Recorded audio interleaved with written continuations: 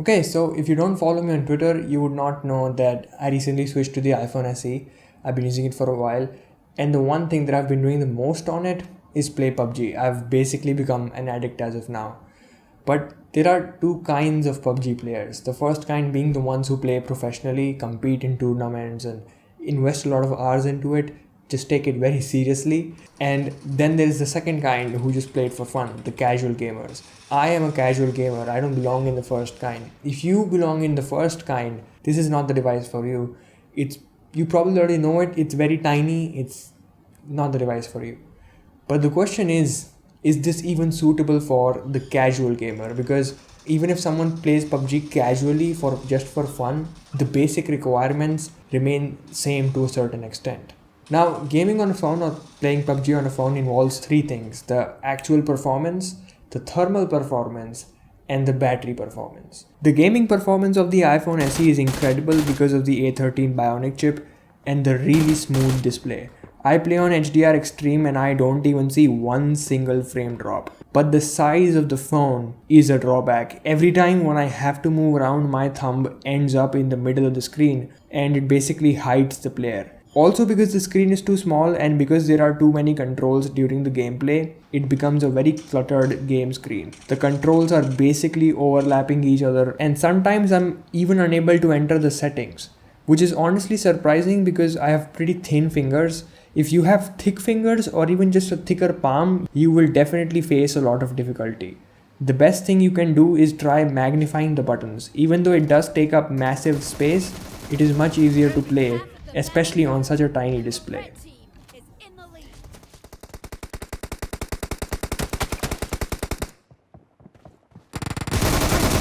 Clear! Cover me! Now the next crucial thing is the thermal performance. So I use a case on my phone always, so I never really get to feel the actual temperature of the phone. But yesterday I removed the case just to test how this manages in terms of thermal performance while playing PUBG, and sure enough it did get warm, really warm actually, in just a few minutes, in just one team deathmatch, which is 8 minutes, 10 minutes long. And this, to be honest, is not a surprise. This is a very tiny form factor, it's a very tiny body, and there's a lot of stuff packed inside. So there's not enough space for the heat to dissipate out, which will always be a major flaw in such a tiny phone. The other flaw, which seems permanent with a tiny body, is poor battery life. You can play PUBG on this for like 2.5 hours at a single stretch, according to a lot of other reviews that I saw. I never played for that long at one go, but because the one thing that I've done the most on this phone is play PUBG, I have to charge this at least 2 times a day, once when I wake up and one around 4 or 5 pm. This doesn't really feel like a massive problem right now, at least to me, because I'm at home not going outside because of the virus, so I can charge however many times I want in a single day in the middle of the day.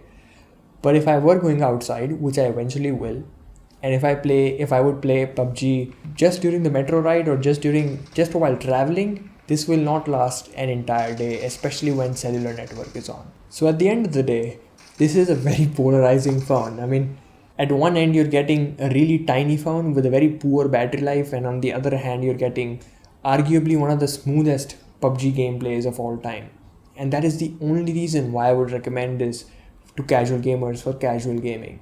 In fact, I personally didn't even had to try to get used to this for gaming because I'm switching from an iPhone 7, and that automatically makes this a massive performance boost because my iPhone 7 is almost 4 years old now and the battery health has significantly deteriorated, and that has affected the performance. So I don't even have high graphic options in PUBG gameplay in my iPhone 7. So this is night and day difference coming from an iPhone 7. But for anyone who is not a casual gamer, I would actually recommend the OnePlus 7T or the ROG Phone 2. The OnePlus 7T being the best value for money flagship you can buy, and the ROG Phone 2 just being the ROG Phone 2.